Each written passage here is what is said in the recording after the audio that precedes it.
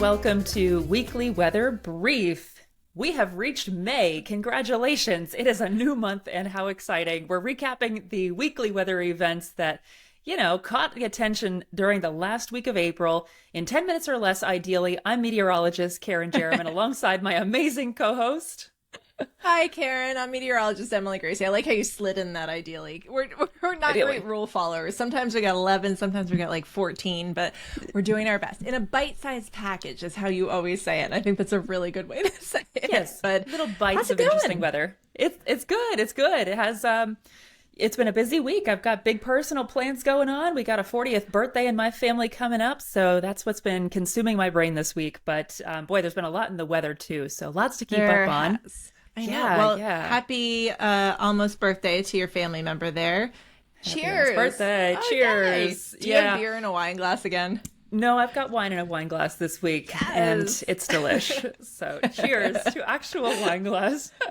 It's been a busy weather week. I'll tell you what. When we recorded this show last week, it was like right away out the gates. We had so much to talk about right after that. I feel like we're getting caught up. But before we get there, we wanted to thank our listeners for checking us out, right? Because this show's fairly new. But Emily, I mean, you've got some stats for us, maybe? I do. Do you insight? want to hear this? I would love to hear. I've heard from some listeners this week, so it inspired me. Like, I feel like we need to give some shout outs to the listeners and like our friends who have followed us and supported us. That.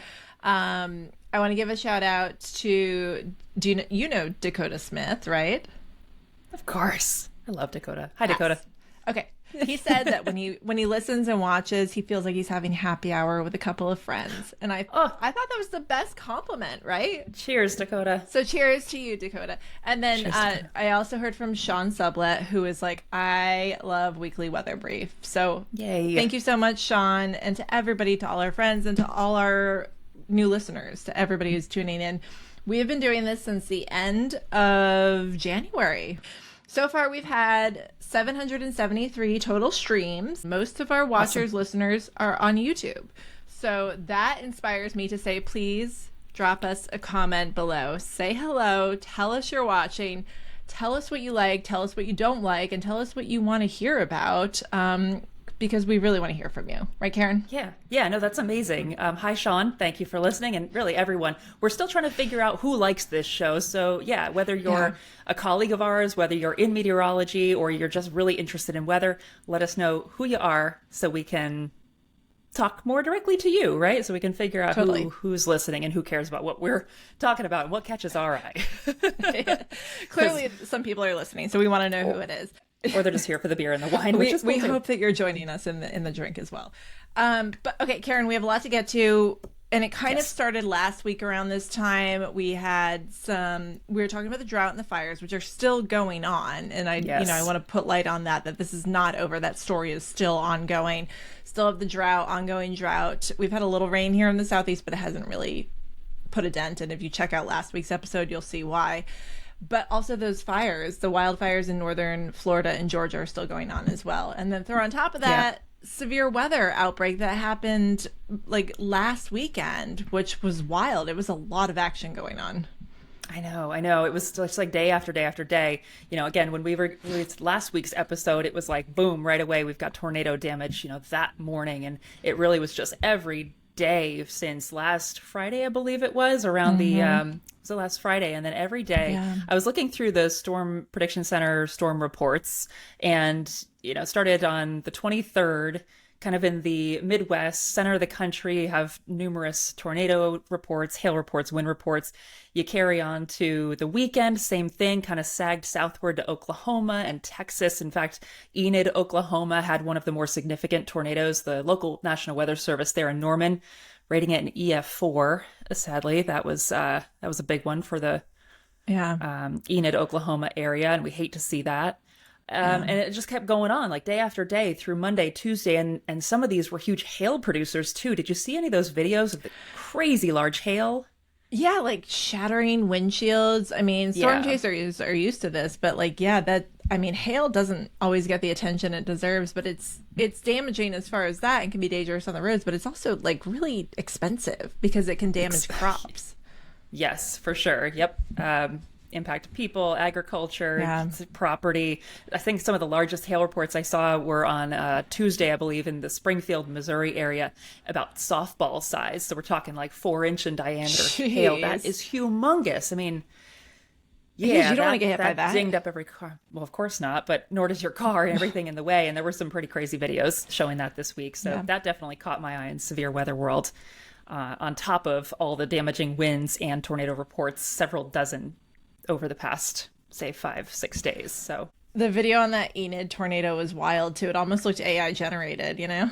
Sadly not. It is very real, and the impact, of course, very real as well. So we're keeping you all in our thoughts, everyone who was impacted by the severe weather this week, because severe weather season is just getting started, and it was a doozy of a week.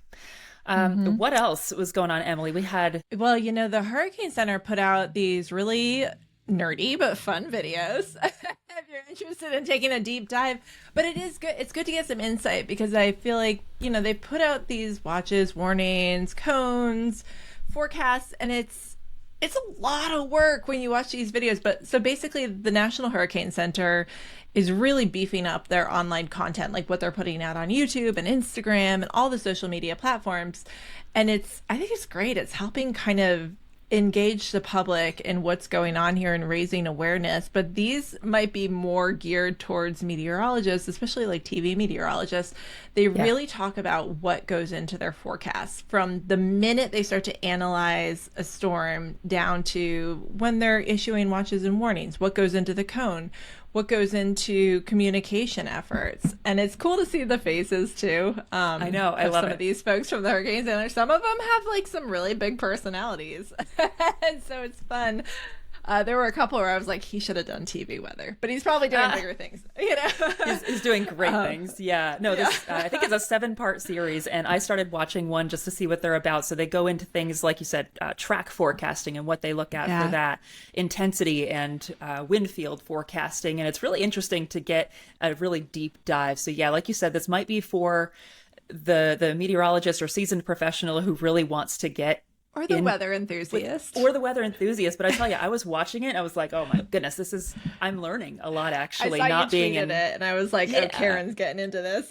I did love it a little bit, because, you know, we've been several months removed now from hurricane season. So it's always good to get a refresher, especially what the experts there at the National Hurricane Center are thinking. And we are just 1 month away from the start of hurricane season. So very timely. Well, Freudian slip there, but you never know when also something's just going to pop up pre-season, you know? So this is the time to get prepared. Don't say that. Don't curse that. Yeah, but it very happens. Cool stuff. Thanks to the National Hurricane Center for putting that out on YouTube. We'll put the link in our show notes so y'all can watch it as well. Yep. And I think it's like kind of active. They're still putting them out. So I don't think they've all been released yet, but they're continuing to put them out. So exciting to see what's going to come. Very cool. There's a big event happening this weekend. Hold on, might need my wine for that one. It's not a mint julep, but yes, indeed, money. I love that. The Kentucky Derby is coming up this weekend. I assume that's what you're getting at, yeah? There couldn't be anything else. Yes, oh, okay. That is exactly what I was talking about. Yeah, this is. I mean, we're getting into like the Triple Crown season. So Kentucky Derby this weekend.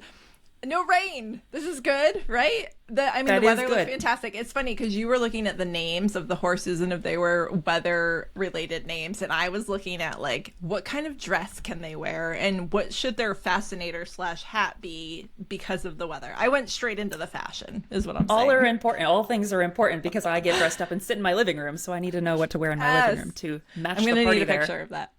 Yeah, back at you. Yeah, so I didn't see any weather-related names on the horses this year, and usually that's what I look for because that's who I root for, of course, but I didn't see any this year, so I don't know who to cheer on. You know what was cool, though? The local National Weather Service there in Kentucky, so this happens in Louisville, Kentucky. I saw that they have a page about some of the historical weather for the Derby, which is pretty cool, like the coldest temperature and the warmest temperature. I thought it was pretty cool. Do you have any guesses on the warmest temperature ever for the Derby? Churchill Downs. Happened back in 1959. 87 degrees. Keep going. Higher. Work your way up. 88. We're gonna 90? We're galloping up, up, up. Really? 92. Yeah. 94 degrees for those poor horses and jockeys back in 1959, the hottest temperature, at least that according to this page that the Weather Service has. So I trust them 100%. But like you said, no rain, awful. So that's good for this week. For sure. Yes. Yeah, sunshine. So don't forget the sunscreen and enjoy a beautiful day at Churchill Downs. Anybody who's going. Well, Kerrin, we have hit our mark. To all our listeners, thank you so much for listening, and we're thrilled to have you as part of our club. So keep on listening, subscribe, like, and share with your friends and family. YouTube, Spotify, Please. Apple. We're on all the major platforms. Kerrin, have a wonderful weekend. Happy May. Have a wonderful weekend. Enjoy your fascinator in your living room. I will. Thanks. Me too. Bye, everyone.